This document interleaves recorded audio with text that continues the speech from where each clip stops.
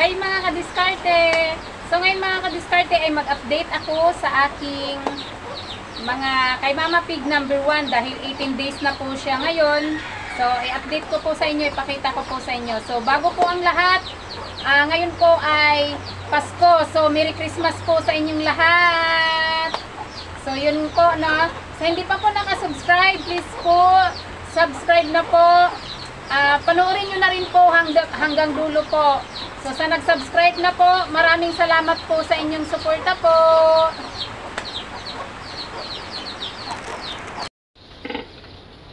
Ngayon po ay pang 18 days ng ating mga piglet. So 15 days pa lang simula nung pinanganak sila, si Mama Pig po ay naglalandi na, no? Namamaga na po yung ari ni Mama Pig number 1. So ganun po. Sa landing-landi yung ating inahin. 15 days pa lang simula nung nanganak siya, naglandi na agad. Tapos ngayon 3 days simula nung naglandi siya, nag-discharge na po siya ng likido na malapot. So papakita ko po sa inyo mga kadiskarte maya-maya, no, pagkatapos niyang magpadidi. Pag nakatayo na siya, ipakita ko po sa inyo yung vulva niya. So yun po ay pang, yung nagdidi po na yan ay pang second batch na po, no? Ito po yung dyan po yung first batch, no? Tapos na po yan nagdidi. So 7 piraso ang first batch at doon naman po sa second batch ay 7 piraso. So bali po ngayon 18 days po sila. 14 na lang po sila kasi namatayan po tayo ng isa, no? Nung day 3 pa lang, dito pala, simula nung pinanganak sila, ang pinakamaliit doon, sa baboy po kasi, no, lalo na't marami pong anak sa mga biik, hindi po maiwasan na may maliliit po talaga. So yung pinakamaliit po, yun yung nadaganan ni Mama Pig nung day 2 pa lang. So kaya 14 na lang po sila. So bali po si Mama Pig ay pang 5 parity na po ni Mama Pig ngayon. So nung nanganak siya ay 16. Sa pang 5 parity niya, 16 ang anak niya, may isang stillbirth, no? Tapos 15 na lang yung buhay nung nanganak siya. Tapos nung dito, simula nung nanganak siya ay ang pinakamaliit nadaganan ni Mama Pig. So namatay. Ngayon po 14 na lang po sila. So sa ganitong batch po, pag marami po talaga, hindi maiwasan na maliliit. May maliliit po, may malalaki.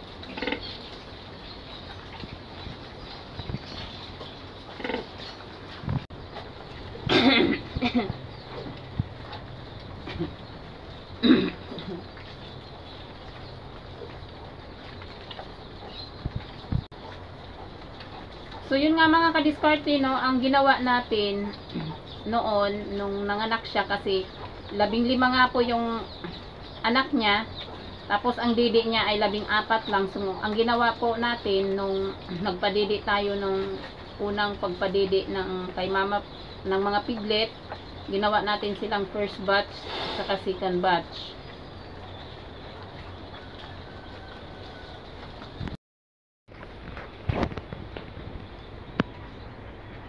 So ayan nga po yung first batch, ang sarap ng tulog. 7 piraso po yan. Sarap na po ng tulog. After 1 hour po, nung nagtawag si Mama Pig, kada 1 oras po kasi, ayun naman po yung first batch, ay second batch po.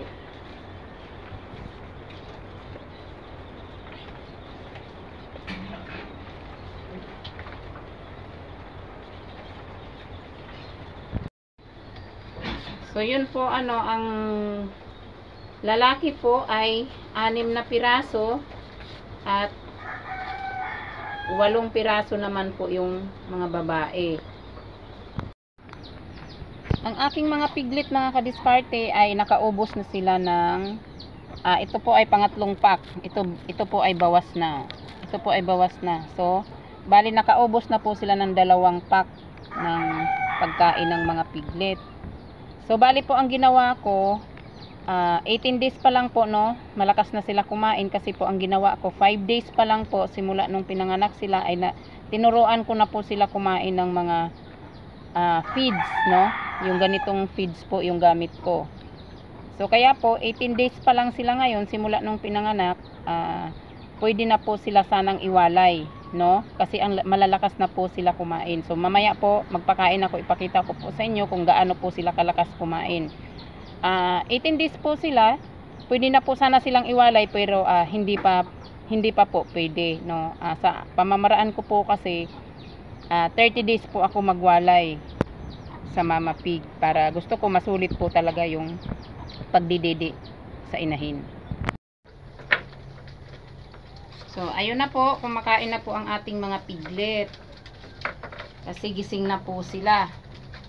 Ang first batch po tapos na po magdidi, yung iba pumasok na doon sa loob at pumunta na doon po sa area nila. Ayan po, yung iba kumakain na po, yung iba tulak lang po yan nila pag gusto na nilang pumasok.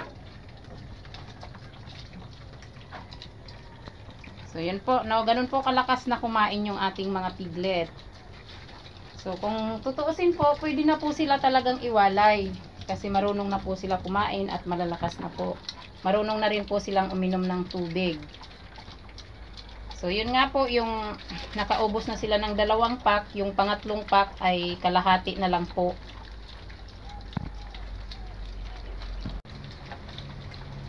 So yung isa po ay tinamad kumain, busog pa po, no. So yung iba andoon na, sumakay na sa gulong.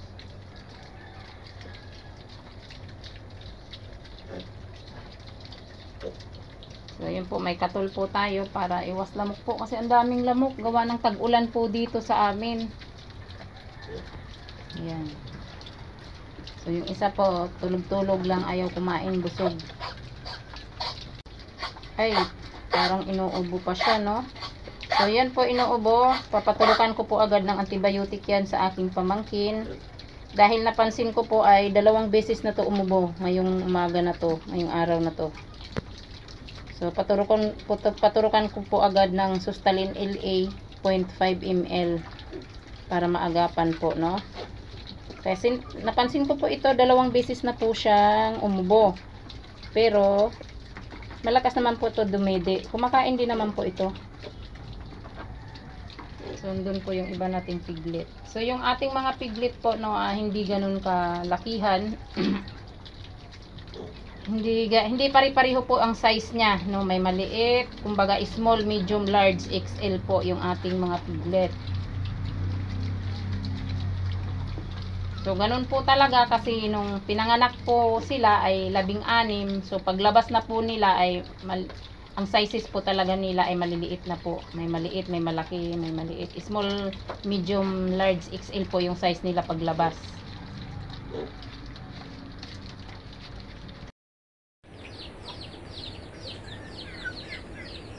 Ang inahing malandi.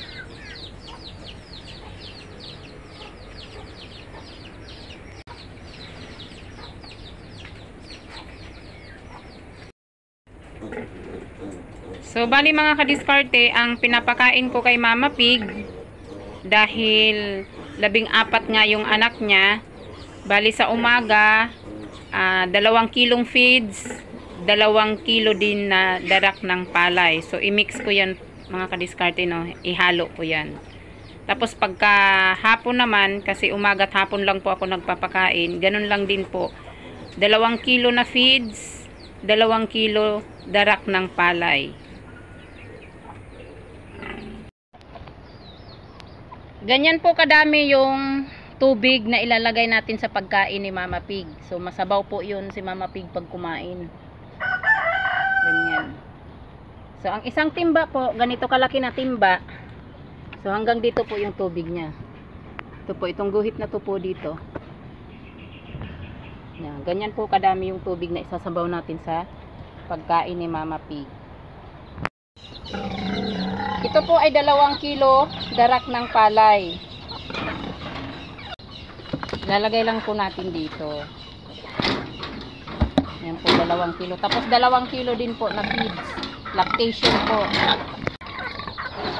Dito, wala na tayong feeds. Kunti na lang. So, ito po yung feeds. 2 kilo din po. Ang gagawin po natin, halo-haluin lang po natin. Para mag-mix po yung darak saka feeds. So, ayan na po. So, ganyan po kadami yung sabaw, yung tubig ng pagkain ni Mama Pig.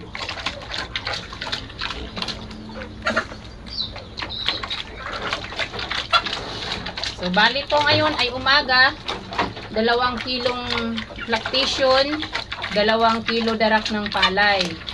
Tapos po yung tubig ay madami din po. So, mamayang hapon naman po ulit, no? Ganun din po. Umaga at hapon lang po ako nagpapakain dyan. Ang aking mga manok ay makain din.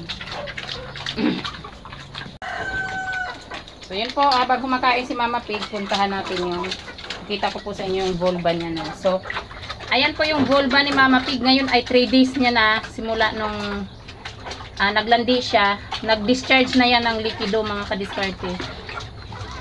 Ayan. So, hindi ko lang po hahawakan. May likido na po yan na lumabas.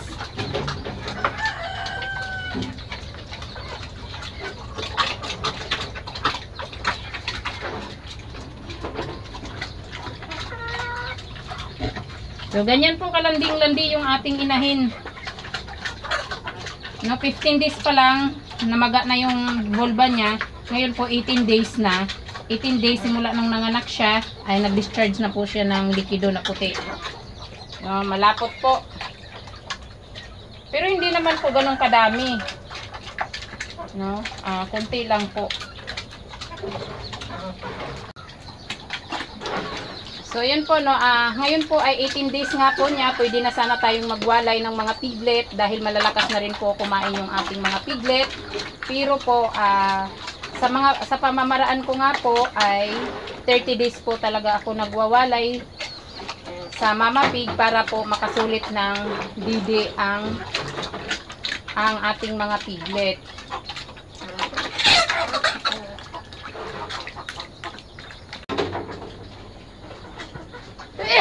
So, dito po yung ating mga piglet, tulog na tulog.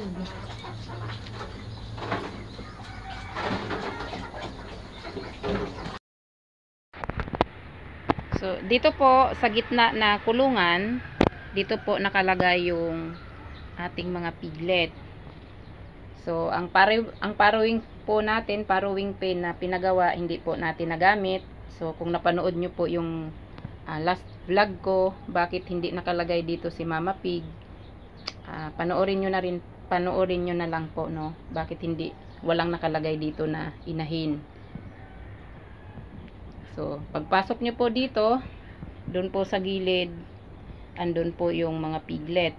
May butas po doon, hinarangan po natin, kasi po andun po si Mama Pig number 1. So, ayun po yung gulong na yan, pakainan po yung ng ating mga piglet. Dito naman po sa kabila, so sa right side po pagpasok natin, so dito po nakalagay yung aking jacket. So, dito po yung aking duyan. Dito po ako nakahiga habang nagbabantay sa kanila. So, dito po yung aking duyan. So, yun po, may katol pa po tayo dyan para walang lamok. Yan, yung katol. Tapos po, doon po sa gilid yung tubigan ng ating mga piglet. So, doon po naman sa kabila, andun po si Mama Pig number 1. Dito po, si Mama Pig number 2 po. Buntis din po yan sa January 15 ang 114 days niya. So, dito nga po sa kabila, dito yung si Mama Pig number 1.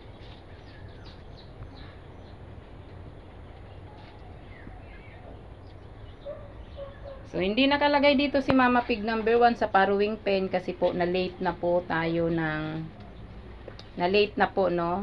Wala na pong, hindi na po siya nahabol pag dating ko po galing Manila, Naglibor na po siya kasi gabi po yun, kaya hindi na po nailagay dito si Mama Pig.